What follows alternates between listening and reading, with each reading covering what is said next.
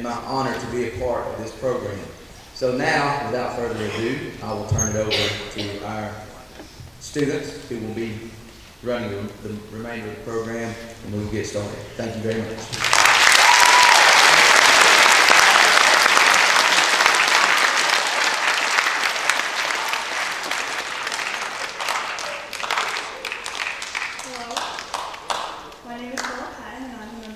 Senior class. At this time, I would like to ask that everyone please rise for the presentation of the colors, pledge of allegiance, and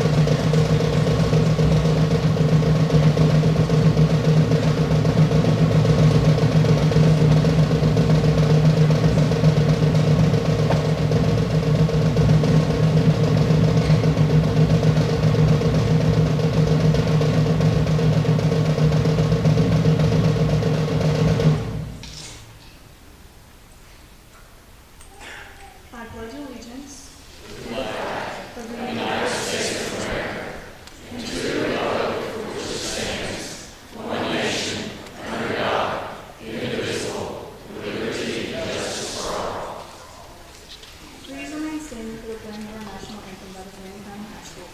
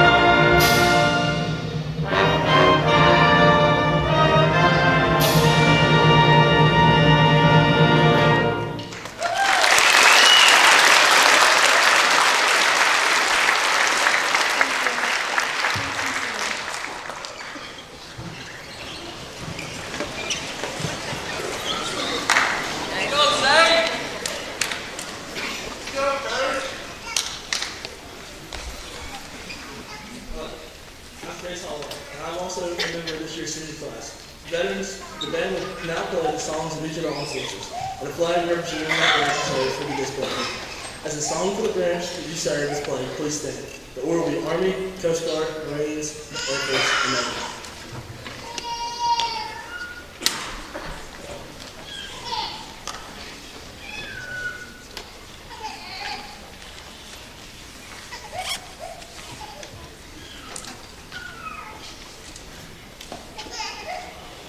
Army veterans, please rise for recognition.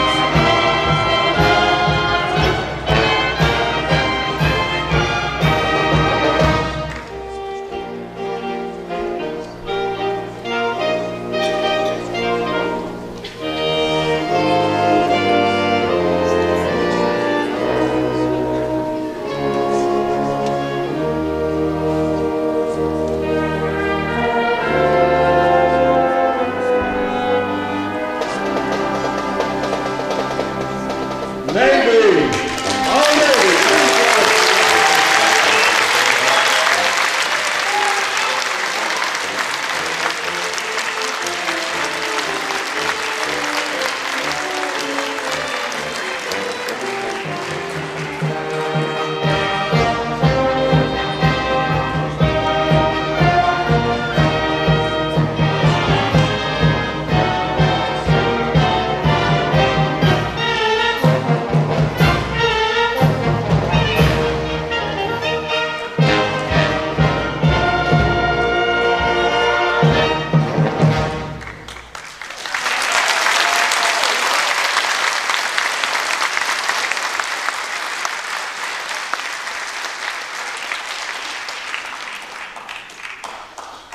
We are honored to have Mr. Bill Stalker with us today to recognize our soldiers that are still or have been prisoners of war, known as POWs, and those soldiers that are still missing in action, known as MIAs. Mr. Bill Stalker served in the United States Air Force from 1970 to 1974. After leaving the Air Force, he served as an airframe and power plant mechanic for Delta Airlines for 38 years. He is currently the Junior Vice Commander of the American Legion Post 248 and is the commander of the North Georgia Honor Guard. Please welcome Mr. Bill Stockwell.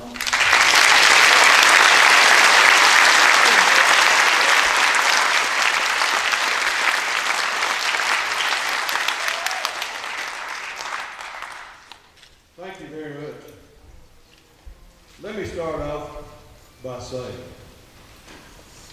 that Fannin County school system is the most patriotic school system I have ever been involved with, and I'm sure it's the most patriotic county in this whole state.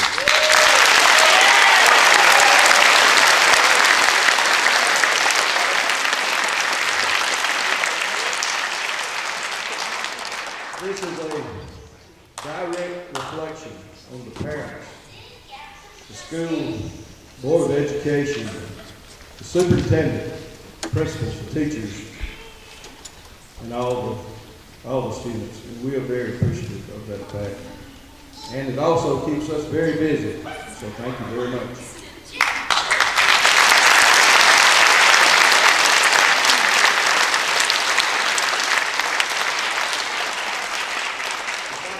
Draw your attention to this empty chair here, just to my right.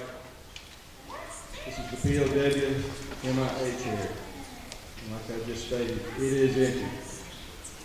This empty chair is a physical symbol of the thousands of American prisoners of war missing in action from all the wars and the conflicts that this country has been involved in. This cover is a reminder for all of us to spare no effort to secure the release of any American prisoners from captivity and the return of any remains who died bravely in defense of the liberties and the full accounting of those missing. We must not forget the sacrifices these comrades are still making and suffering, and they are still enduring for us and our way of life. They must remain alive in our minds and hearts until we know they have returned home to their loved ones or dwell in the house of our Lord forever.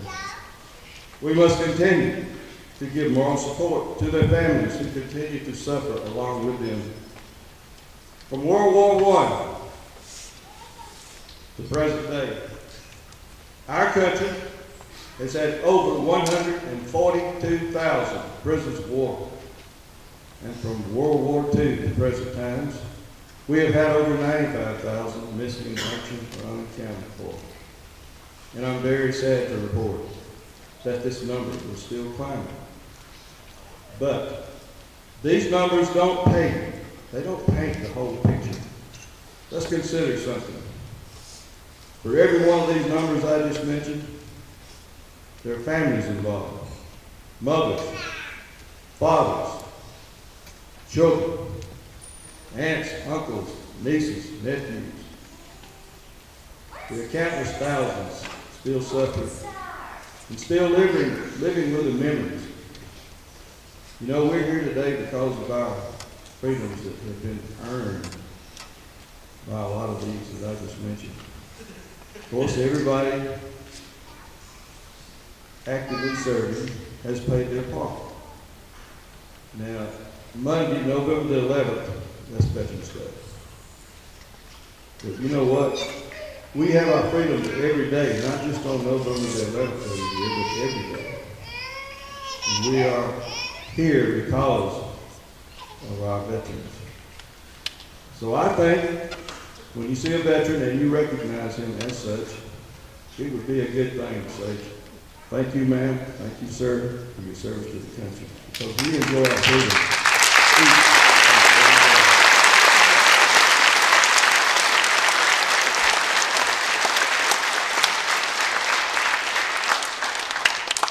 Thank you so much.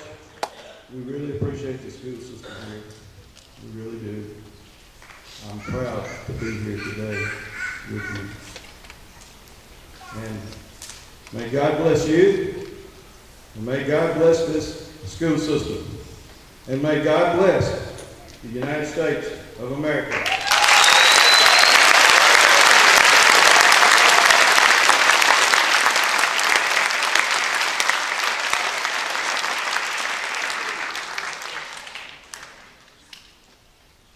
This time, we'd like to invite all our veterans in attendance today to the stage to be recognized. Veterans, if you will, please assemble the line to the right of the stage, and as your name is read, enter the stage and form a line. Please remain on the stage until all veterans have been presented.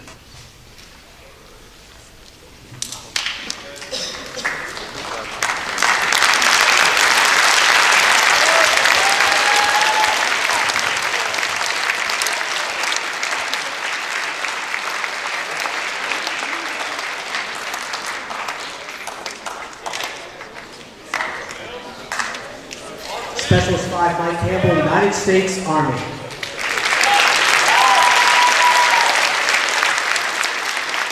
Master Sergeant Bob Bradley, United States Air Force. Sergeant Bruce Fowler, United States Army.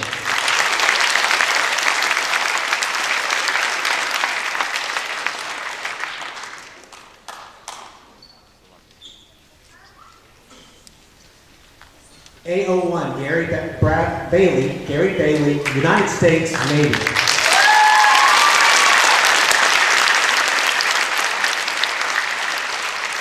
Sergeant Milton Hughes, United States Marine Corps.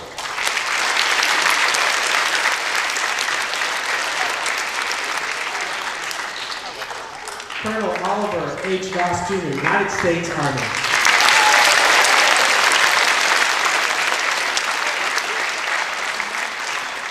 Specialist 4th Class, Sonny Payne, United States Army.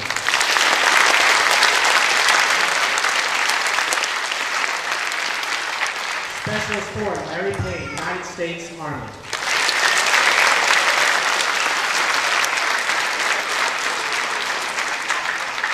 Sergeant Sharon Pass, United States Army.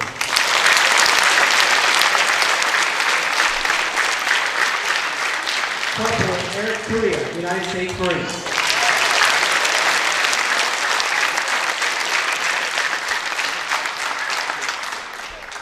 Senior Airman Wesley Salas, United States Air Force.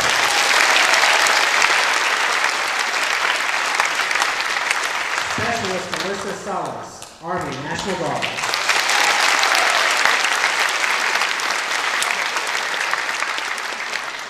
Sergeant Charles Spivey, United States Army.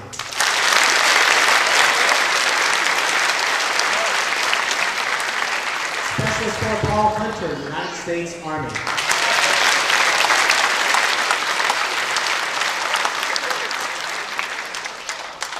Master Sergeant Walter Winchell Pope, United States Air Force.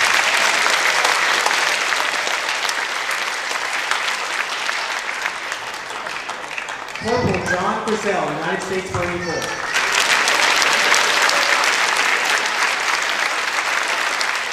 Technical Sergeant John Tucker, United States Air Force.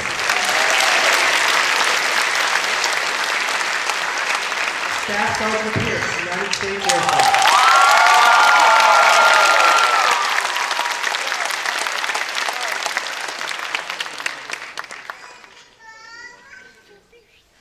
E5 Harold Lee Mizell, United States Army.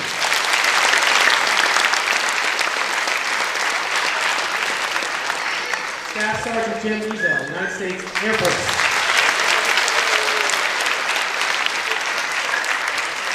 Specialist David Henson, United States Army.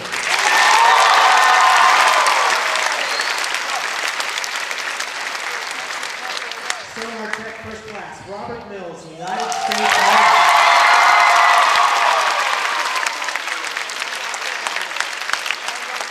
Staff Sergeant Richard Crosby, United States Air Force. Sergeant Bill Stodgen, United States Air Force.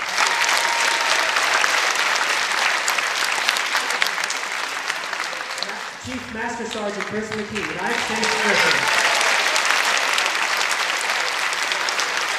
Sergeant Kevin O'Quinn, United States Air Force. Sergeant First Class Ronnie Reagan, United States Army. Chief Petty Officer Gerald McMillan, United States Coast Guard.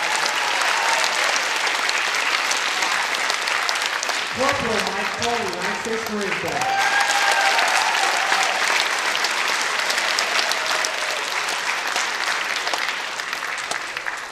Chief Petty Officer Bill Bonzoff, United States Ranger.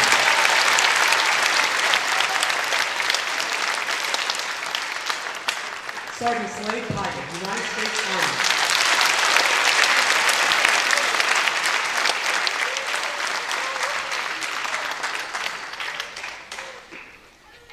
Specialist Madeline Anderson, United States Army.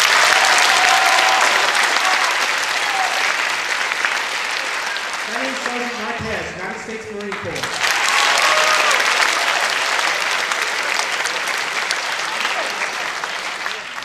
Specialist for Walter Schwer, United States Army.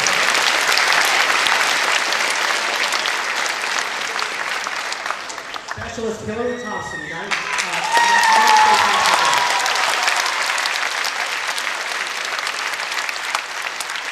Major Jim Brown, III, United States Army. Let's give a round of applause for all our veterans.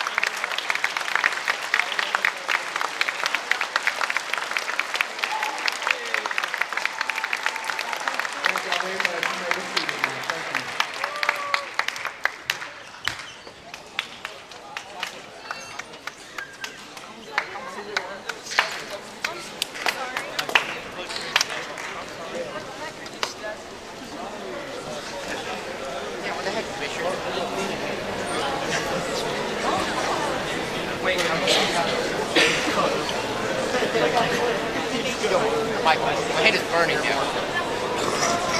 That's how hard I'm keeping my hand.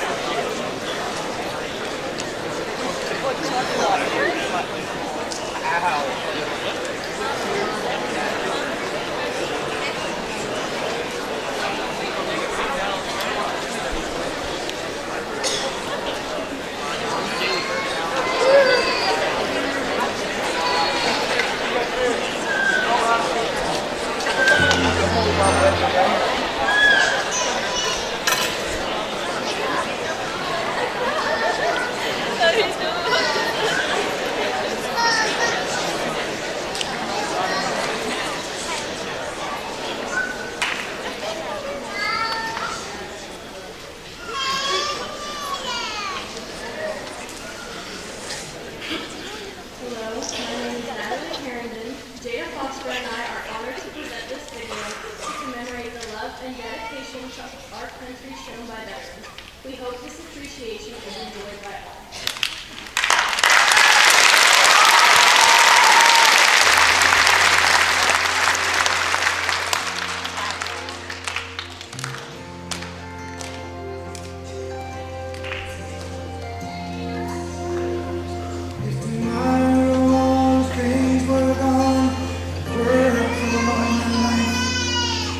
I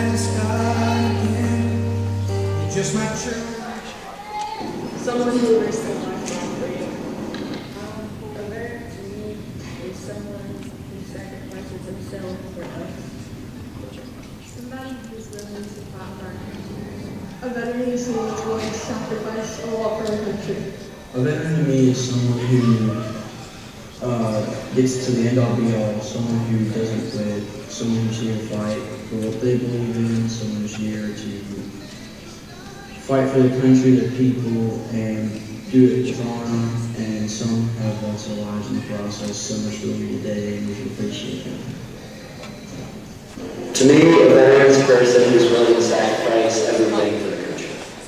A veteran is someone who sacrifices their life for us. A veteran means to me that somebody that risked it all going to a war to protect us here at home. A veteran community can live safely in our country. Military personnel are prepared to sacrifice their lives for the benefit of their family, friends, and country. No amount of gratitude shown will ever be able to match the sacrifices they make. All in America, today, tomorrow, and every day, thanks you for your service.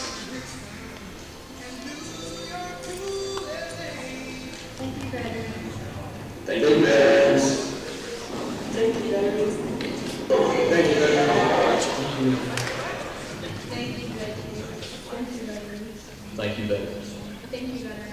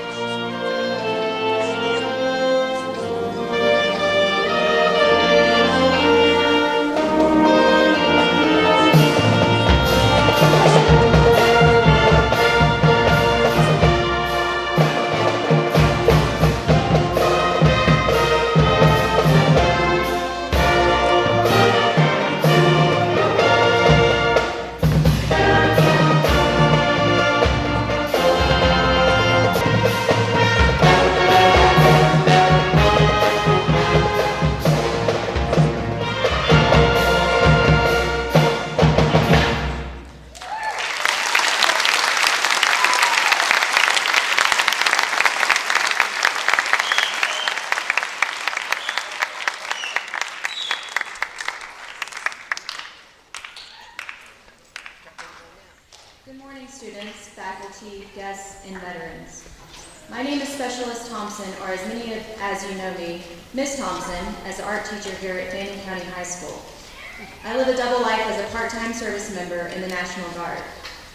Today I am dressed as the latter in the uniform I wear 1 week in a month when I drill with my unit in Nashville, North Carolina. I feel it is important for you all to see someone who looks so different on the daily, but who can be called at any time to serve. There are many people just like me who walk among you every day, willing to go when called. Something I love about being in the military is how important history is to us in every regard. It is part of a large tapestry of memory, honor, and respect. It is a family. Today I would like to introduce to you another member of that family who is here to share stories and lessons learned from his long and impressive military career. Major Jim Brown III's resume is extensive, including deployments with both active duty Army and the Georgia National Guard. serving as a platoon sergeant in Iraq, and eventually commissioning as an officer at Federal Officer Candidate School at Fort Benning, Georgia. Major Brown technically retired from the Georgia National Guard in 2015, with his last assignment as the operations officer for the battalion, but currently serves with the Georgia Detachment for the Region 1 Selective Service Team based out of Alexandria, Virginia. Major Brown's awards include, but are not limited to, the Combat and Expert Infantry badges and the Bronze Star Medal. Major Brown, it is an honor to have you here today. Thank you for your impending advice and wisdom.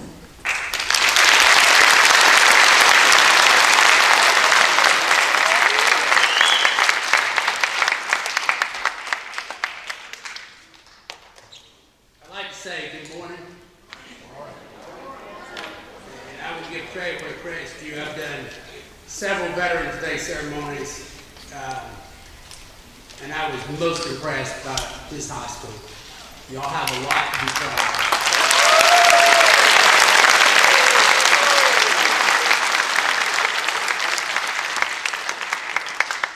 I just have one thing to ask for whoever puts the video together next year. Would you please not play the Lee Greenwood song? Thank God the shadows were on me, because I cannot hear that song and not get choked up. So it really is, it's an honor to be here with you today. And the honor is all mine, because anytime I get to stand in front of fellow veterans who are serving or who have served, it is the biggest honor of my life. 29 years I've served. And if I had another 100, I would do it. Because every man and every woman is a brother and sister to me. You all did what nobody else would. You stood up, put on a uniform, and dedicated yourself to this country.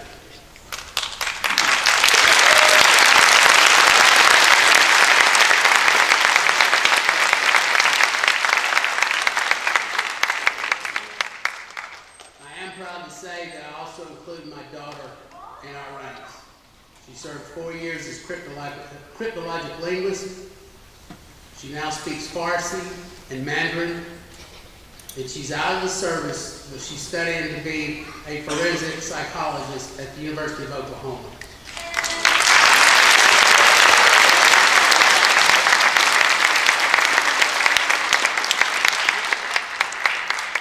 So I want to share some lessons that I've learned with you after 29 years in service. And some of these lessons are going to be hard for you to hear. So I don't know, maybe it's 15 minutes, maybe it's 20 minutes, but they told me y'all have to get out at lunch by 12. So I ask you to do one thing: sit up in your chair, turn off your cell phone, and take off your hats. I think I learned it after 29 years.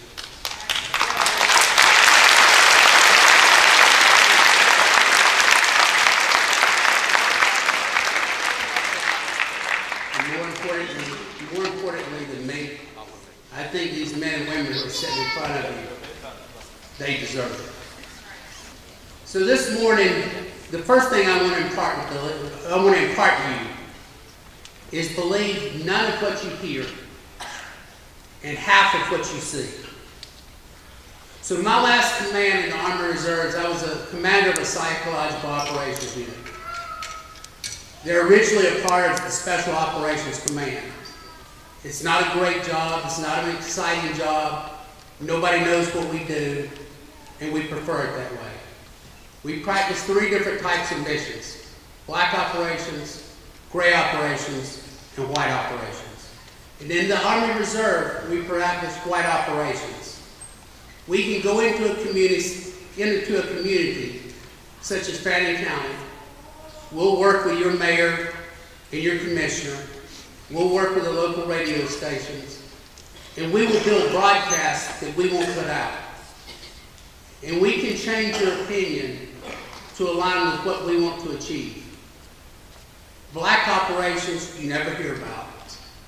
They don't happen. They're not in history books, but they're needed. And gray operations, well, they kind of fall on both sides of the scale. So why do I say believe none of what you hear and half of what you see? Because for about the last 8 months, y'all have just been a part of one of the greatest psychological operations in United States history. And I'm not singling out either party. We were all told how one side was the devil and one side was the second coming. Guess what? At the end of the day, they're Americans.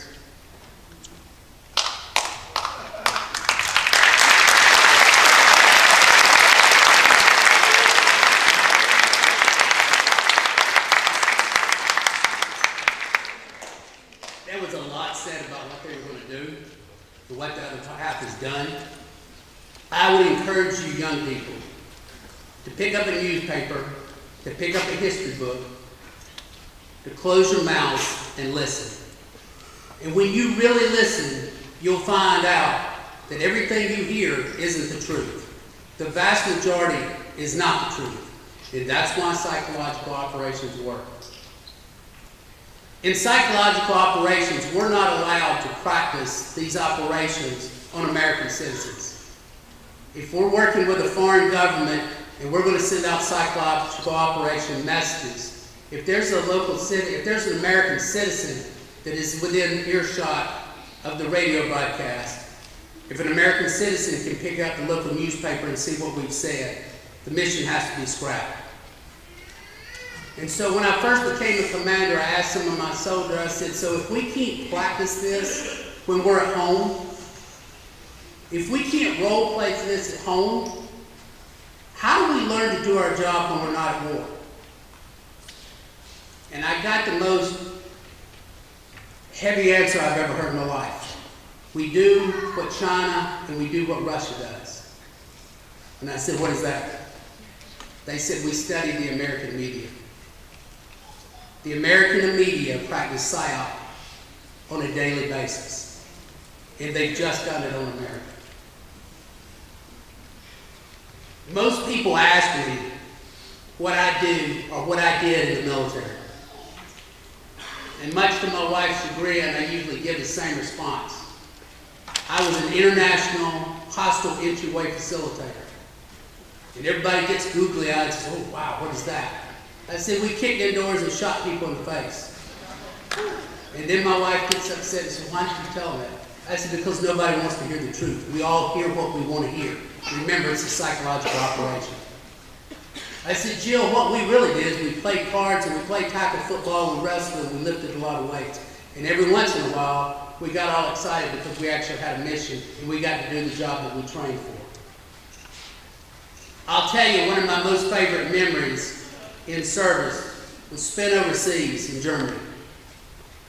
We had 4 days off for Thanksgiving. Most of us didn't make enough money to buy a round-trip ticket for 4 days, and we weren't going to get leave anyway. And so we spent Thanksgivings together. Usually the platoon sergeant would ask everybody to come over to his house and bring something from your family's Thanksgiving.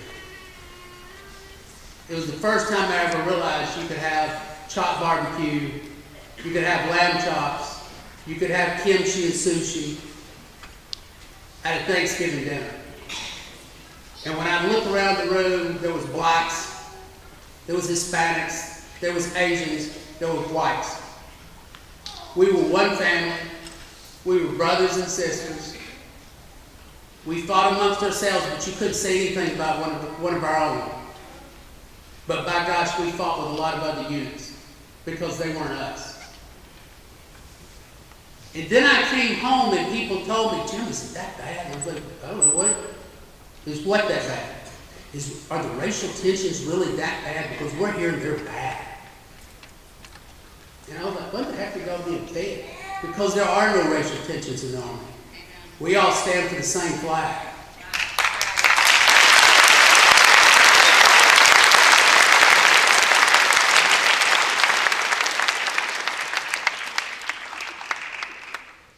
Lesson 2.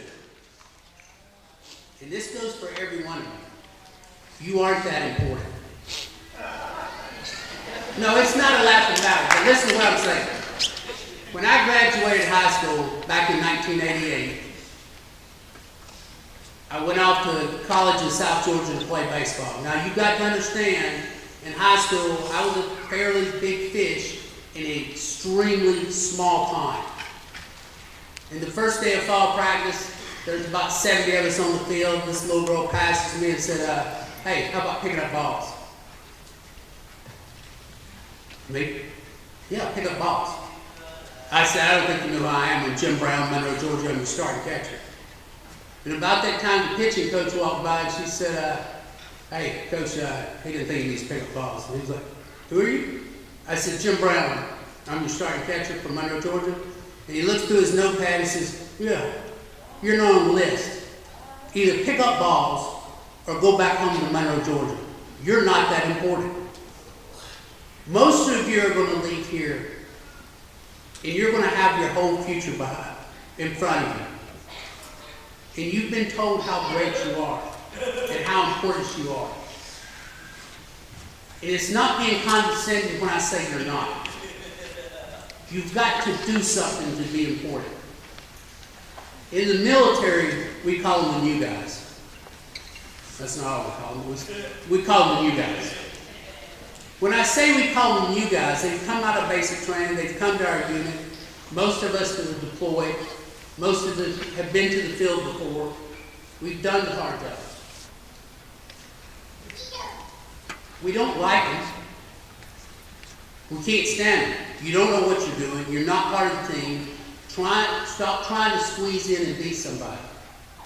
We would much prefer you just to sit down, keep your mouth shut, and listen. And I've told that to my soldiers time after time after time again. I don't care if you've been in the military 30 years. This is the first time in this year. We've done it together. We've done it together. You're not one of us. Wait till you can go to the field. Wait till you deploy. Wait till you shed blood with us. And then we'll make you one of us. It's something that every young person has to experience.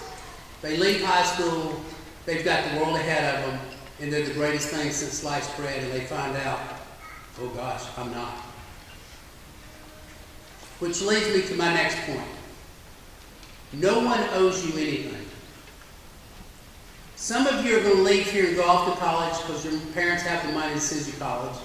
Some of you are going to go to college on scholarship, be it for merit, academics, or athletics. And some of you are going to work yourselves through college. Some of you are going to go home and work with the family business because you're a legacy. But I've got something to tell you. You didn't earn it. And this is the thing I tell young people all the time. It's out there for the taking. But just because you weren't born into money, just because you weren't the smartest person in the class, or your family doesn't own a business, don't think you're not as good as everybody else. You see, everybody has a chance. I've seen people with money go to college and squander it because it wasn't theirs, it was given to them. I've seen people work their BUTs off and go into the real world and make something of themselves. In 2002, I was a squad leader in an infantry unit. We had a brand new kid come to us. And just like all brand new soldiers, he was going to fit in real quick. And some of my soldiers up under me told him to sit down and shut up and listen to Sergeant Brown and you'll be okay. And I noted a problem with this kid, and I finally pulled him aside for counsel one day. I said, what's your problem? Because you hadn't done anything yet. Matter of fact, I'm looking at your records and you failed out of college within 18 months. So I'm guessing you come from a pretty good family. Somebody gave you the money. You went off to college. You drank and you partied.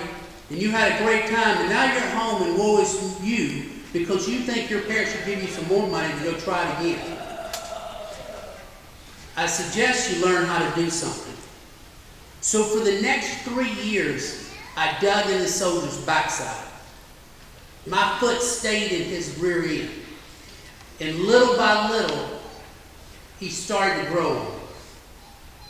He volunteered for every duty there was. He wanted more and more responsibility with the weapon systems. and he became my go-to guy. And I took that soldier to Iraq, and he outshone every soldier in my unit. And by the time we returned home, I was a platoon sergeant. And that young kid had made E5. And he came to see me one day not long after we got home, and he said, "Hey, Sergeant, can I talk to you?" And I said, "Yeah." He said, "You hated me, didn't you?" I said, "No, I didn't hate you. Well, a little bit I hated you.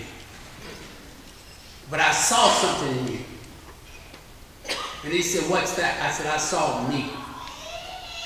See, I was 25 when I joined the Army. I'd been to college.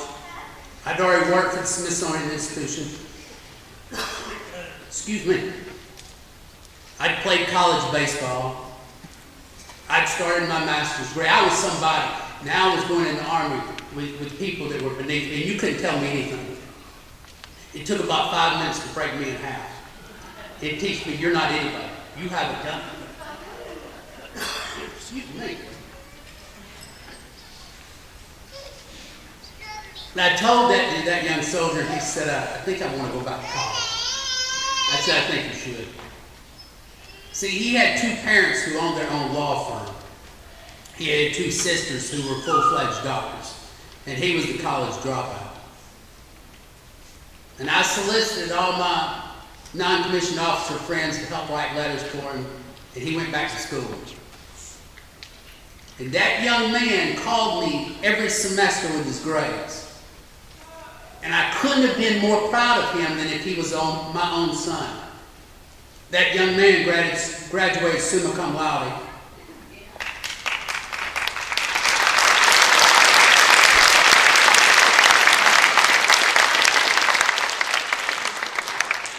He's now a civil engineer. He travels all over America rebuilding bridges, and he sets his own price. He's got 3 children, beautiful wife, has his own airplane, and this kid was a college flunky. This is the opportunities the military gives you if you're willing to take them. If you're willing to be just a little bit selfless, not selfish.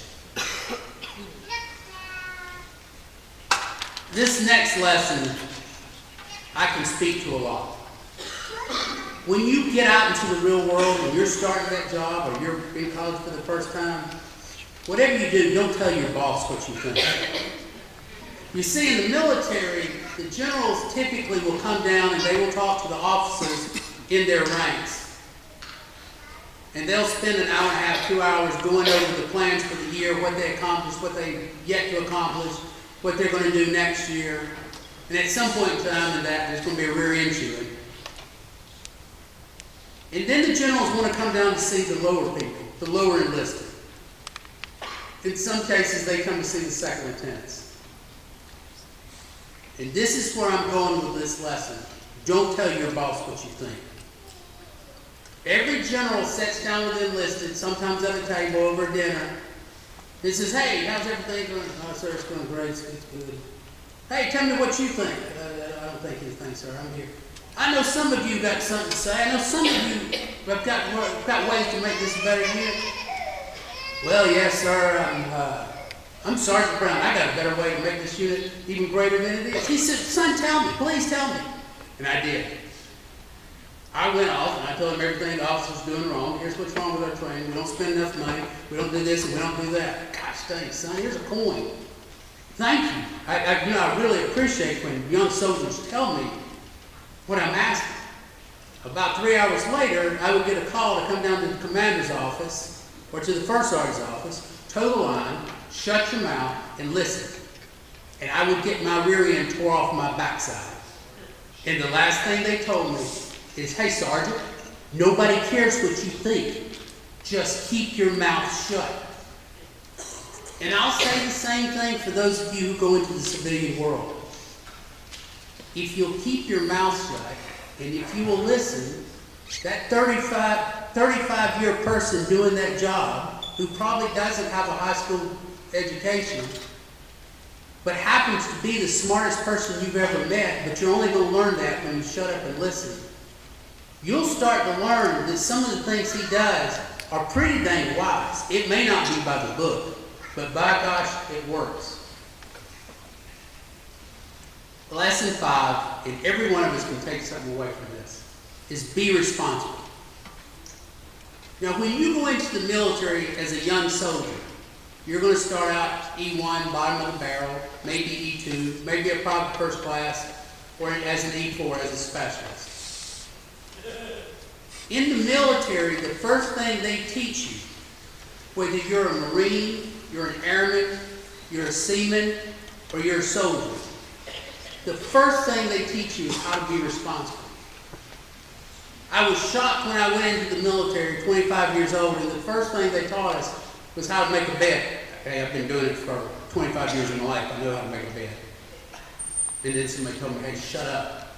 We're fixing to show you how we do it. And then they marched us the next morning into the shower.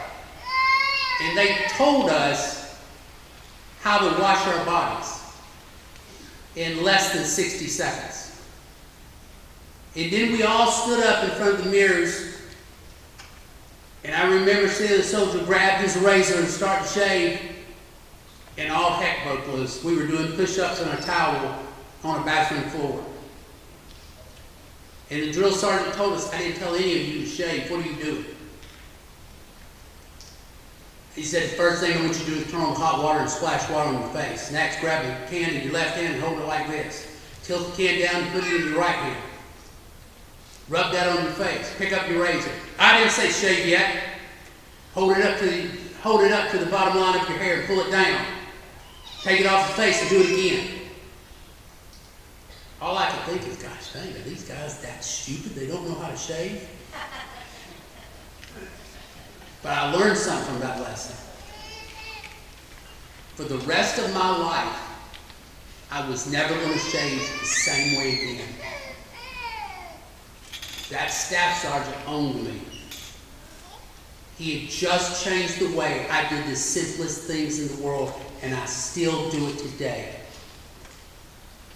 And so my wife would ask me sometimes, I'd come home mad and ribs, she said, what's wrong with you? I said, so-and-so didn't shave again, and now I've got to go with him to the first sergeant after supper tonight and get my rear end chute out, and he's probably going to smoke us, where he takes us out the back and exercises us to death, all because he doesn't know how to shave. And she said, you know, gosh dang, what is y'all's big hang up with shaving? She said, seriously, this is the biggest worry you have. Not are your soldiers going to die, but did they shave this one? Who cares? And I looked at her like she had horns growing out of her head, and I said, Jill, it's a simple responsibility. If you can't get up in the morning and shave yourself, there's no chance in Hades you're going to charge into a machine gun nest and do what I ask you to do. It's the simple things that lead to the big things. In the military, every morning at 9 o'clock we stood formation. You had but one thing to do. Be on time and be in uniform. And being in uniform meant having your dog tags, having a notepad, and having a pen. Because they were going to give out the instructions for the day, and you better have something to write on. I think your teachers would back me up, and your parents would back me up. That one thing they require is for you to be responsible. Have your books, have something to write with, turn off your cell phones, and listen to what you're told. Just do the little things, because they will take you a long way in life. Now, somebody out there, or maybe several of you, lesson 6 is going to hit really close to home. I'm sure that somewhere in this crowd, there's an athletic team captain, there's a cheerleading captain. I know there's the president of one of the classes in here. Maybe you're the president of one of the clubs. And I'm going to tell every one of you, if you're in any type of leadership, if everyone likes you as the leader, you're doing it wrong. You see, leadership is very difficult.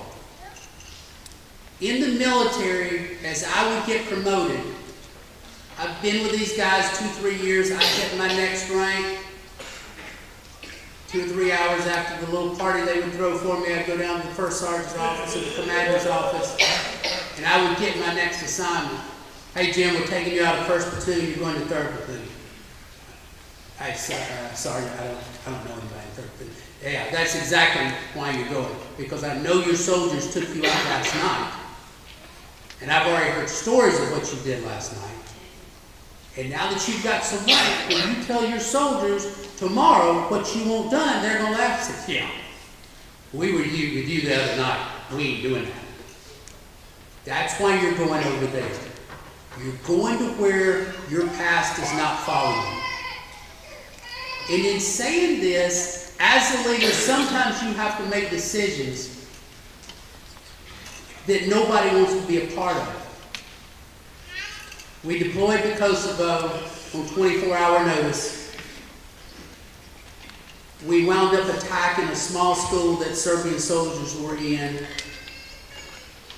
And we took over the school. And I remember my soldiers, my company commander came to me and said, hey, Sergeant Brown, I need y'all to clean the latrine down there. I want it spotless. And I went down there and looked at it, and I was like, gosh, dang, I think I killed somebody here. And so I told my soldiers, I said, hey, I need 4 of y'all to go clean the latrine. And they went down there and came back and said, we're not doing it. And see, part of the problem is we had gotten too close. I was no longer their leader, I was their friend. And you can't be the leader and someone's friend at the same time, because they won't respect you. And so I lined my soldiers up on one wall, and they watched me clean that latrine myself. They never once again bucked at anything I told them, because I just showed them I would do anything that I asked them to do. And I saw that again as an officer in Afghanistan. We were in the Nangarhar province. We were staying at an air base. And we were building a forward operation post less than 7 miles from Pakistan at a place called Torkham Gate. We were less than 16 miles from the Tor Bor Mountains. And if you're a student of history, you know who hid out in the Tor Bor Mountains. So we're sitting back at the air base one night. It's my commander, it's 2 other lieutenants, it's myself, it's 1 NCO. We're playing cards and talking about the missions that are going to come up in the next couple of months when we move down there to the border. And the radio comes to life, and it's our executive officer. At first, my first thought hearing this call on the radio was they were getting attacked, and there was 9 of them. And I heard him say in a frantic voice, hey, sir, you got to get me out of here. You got to get me out of here tonight. They're going to kill me. And I looked at one of my buddies and said, well, I'd kill him too myself. And I heard him say, what's the problem? He said, sir, the first sergeant and the enlisted guys are going to kill me. He said, what's happening? He said, they're not listening to me. They're not doing anything. They're playing cornhole, they're playing cards, and they're drinking beer. And Captain Donaldson looked around at me and said, Brown, go pack your gear. You're on a helicopter in 2 hours. I'm like, where am I going? He said, well, you're not staying here. You're going to Torkham Gate. I'm like, why am I going? He said, because you're a Mustang. You were enlisted. He was not. They're not going to listen to him. You're going to have to go, and you're going to have to pull on your non-commissioned officer stripes again, because they will listen to you. Sure enough, I flew in. They dropped me off outside the HESCO baskets. It was our perimeter. And I walked in, and it was solid. There's not a gun emplacement anywhere. We're on a tiny base that's really not much larger than your football field. There's 56 Afghani soldiers that live on the other side of the base. We have an area that's approximately 50 yards wide by 20 yards long for 110 men. But right now, there's 8 of them and 1 of me, and 56 Afghanis. And so I started going tent to tent. Nobody's in there.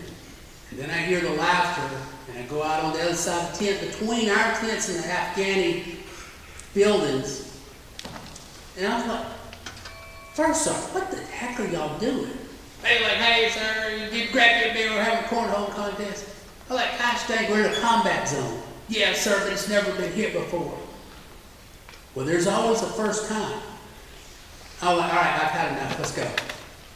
And the first sergeant and I went in a tent, and this is something else I'll tell you as leaders. Never, ever admonish your subordinates in front of another. I took that first sergeant in, and I tore him up one wall and down the other. And I said, I can't believe this. You're the man that's supposed to be here with the plan. You're the one that makes this happen. I look to you when I become a commander for you to make this happen. And y'all aren't doing anything. And we went back out there, and there sit 10 pallets of empty sandbags. And there's 3 rows of sand. And I told every one of those men, 9 of us, including me, I want 2 of you on top of the building. Get up on the Afghani building with 2 heavy machine guns. Y'all are the only security we have. 7 of us filled sandbags. In a matter of 8 days, we filled a little over 13,000 sandbags. We had gun emplacements on the wall. We built a perimeter defense.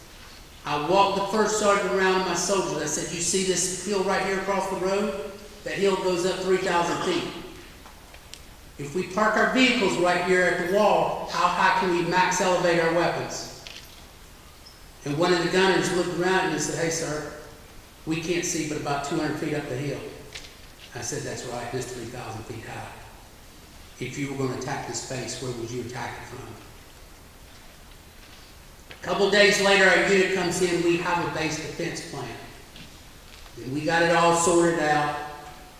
The XO came back to be the executive officer. The day before we were to leave Afghanistan, I've got the Vermont National Guard.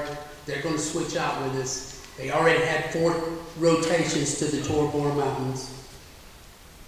They knew exactly what to expect. I'd walked them around and said, here's your base defenses. We got these heavy machine guns here. We have 50 caliber machine guns over here. Here's your mortar pit. Here's how far you can fire your mortars. Our biggest worry is this mountain right here behind me. Our guns can only max elevate to about 300 feet. And they were like, that's a problem. I said, yeah, it's 3,000 feet tall. Here's the bigger problem. I led a patrol on that mountain. There's 5 fighting positions on top of that mountain. You can see every square inch of this space. So we were sitting in the top, the Tactical Operations Center. It's 3 o'clock in the morning. We've done everything we've got to do to hand it off. Most of my unit's already gone back to Jalalabad. I've got 9 guys with me. We'll fly in the morning, and we're coming home. And it's been a very uneventful deployment. We only got struck by 1 IED. At approximately 3:02 in the morning, the first thump hit. What was that? And then the second thump hit. I was like, is somebody firing mortars? And then the third. And our interpreter came in and said, hey, sir, we're under attack. I said, okay, here's what I want you to do. Go wake up the Afghan general, tell him we're under attack. I need his men in their fighting positions. They said, sir, that's going to be a problem. I said, what's the problem? He said, the Afghan general took him and his men, and they're up in Jalalabad now. I said, when did they leave? He said, they left yesterday afternoon. I had 15 soldiers from the Vermont National Guard, and I had 9 soldiers with me. For the next 2 hours, we watched tracers go back and forth over our head. we heard the constant thump of mortars. And I told my joint tactical air controller, I said, I need you to get on the radio. I need every air set on station time now. We had 2 A-10 Thunderbolts in the area. Only one could come to us. We had 2 Apache Longbows. We had a Little Bird. And we had a couple Blackhawks circling. And I'm standing over him out in the courtyard, watching these rounds go over our head because we haven't been allowed to return fire yet. And I said, hey, sorry, you got to do something this time. I'm trying. We're being stood down to the Pentagon in Washington, D.C. I said, well, gosh dang, who the heck is listening to Afghanistan? He said, no, it's going to Afghanistan, but then they have to call Washington, D.C. see if we can return fire. And I heard one of the pilots say, hey, here's an update. We have approximately 3,000 men 3 kilometers from you in the valley. They're firing out of the village 2 kilometers to your east. And they're massing at the Pakistani border. The border checkpoint has been overrun. You see, at that time I'd been in multiple firefights. But not the kind of firefights you actually think you're going to die in. The kind of firefights you go home and you embellish them with their great stories. And when he told me that, I just stood there and threw up. I didn't know what else to do. My platoon sergeant came running over to me and said, hey, sir, you got to make a decision. All I could do was look around. I don't know what to do. He said, sir, make a gosh dang decision. And I couldn't even tell him what my name is. And I'm the leader. I've got to make the difficult decision. My men are going to die if I can't make the simple decision that goes back to I ask him to shave. And now I'm fixing to ask him to get behind the gun emplacements and possibly die. And I, as the leader, can't make the decision. And my platoon sergeant slapped me so hard, I'm pretty sure I'm still missing a tooth. But when he does it, it all comes back. I need one man on this position. I need 3 men in the mortar pit. I need 2 men carrying mortars over to the mortar pit. I want these guys in these fighting positions. And I heard the last call as my joint tactical controllers calling one more time to allow us to return fire. I hear break, break, break.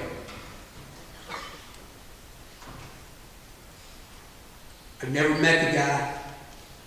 I'm pretty sure he was a 17-year-old African-American male from the Midwest. He's probably an E3. He's a problem. He's got the late night duty, sit on the radio, don't do anything, just write down everything they say. And that young man became my hero. Because after he said, break, break, break, which cleared everybody off our radio frequency, he said the most glorious words in the world. He said, fire mission over. And as soon as he said it, the mortars coming out of our fire pit started hanging mortars. Our machine guns went to work. And it was the most glorious sight in the world. At approximately 6:45, one of the pilots in the air said, hey, there's nobody in the valley. They're not firing out of the village anymore. We don't know where anybody's gone. They're not there. 2 hours later, I got on the helicopter. I went to Jalalabad. 3 days later, I came home to the United States. I was back in Blairsville in my Edward Jones office, and my former commander called me and said, hey, Jim, got some more tape. I said, what's up? He said, you remember Fox Bulldog? I said, yeah.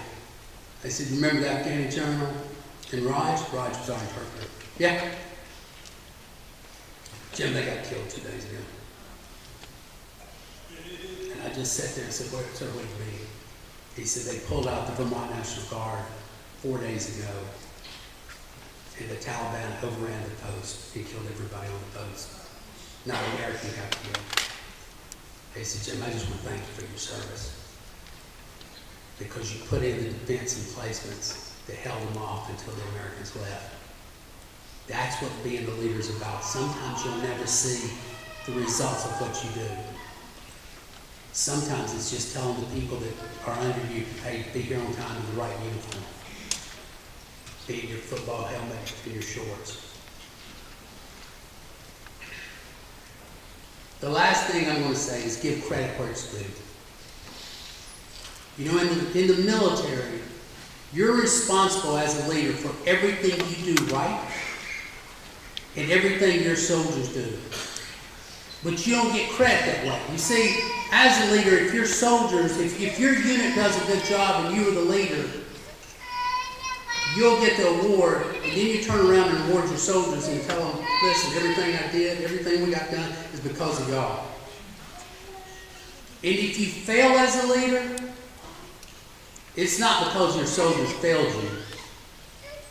It's because you failed your soldiers.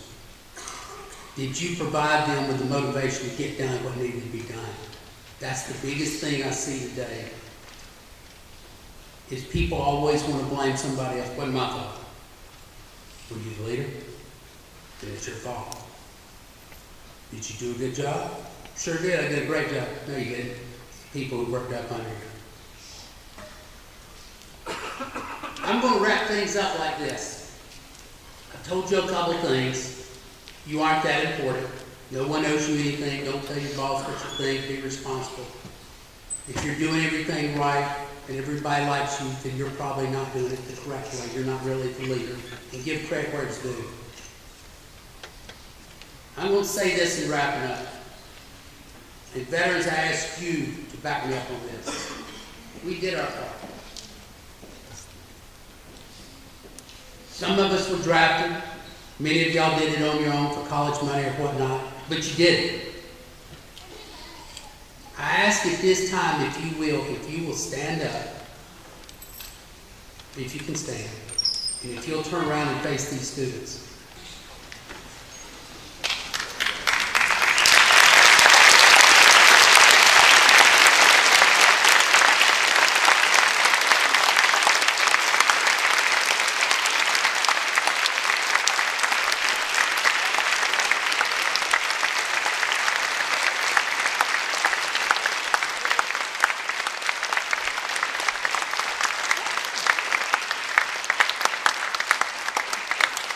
Don't turn around yet, because there's one more part of this.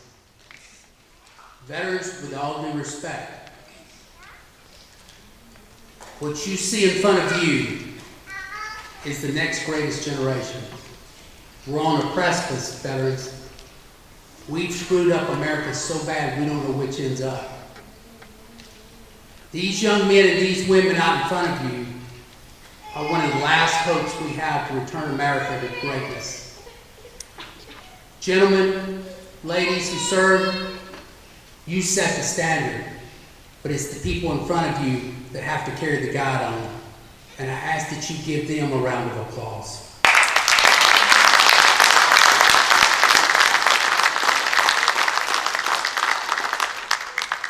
Y'all can be seated, thank you. I mean that from the bottom of my heart. We've done our part. For most of us, our years are waning. We don't have that much time in service. Mrs. Thompson does. I've got 5 years to my mandatory retirement date, and really the only thing I'm hanging on to is seeing my son go into the military so I can give him his oath of enlistment. I can only pray that there's somebody in this auditorium right now who just gives 2 years of their time to learn the responsibility, to learn how to lead, to be of a greater character, and to give something back to your country. Because I promise you, it doesn't take but a few minutes in uniform for that flag to be the most important thing in your life. There's not a day goes by that I don't pass the American flag, that I don't think about somebody I serve with. The second greatest honor I've ever been given in my life, besides putting on the uniform, is I carried Richard Rowe back home to his mom in the year 2000. He was my best friend. He was killed in a training accident at Fort Benning. And I always told him I'd go home with him. that those of you out there that want to do something with your life, give just a little bit of your time to the military. And preserve what these people down in front of you have fought so hard for, and this young lady up here is doing it now. Thank you.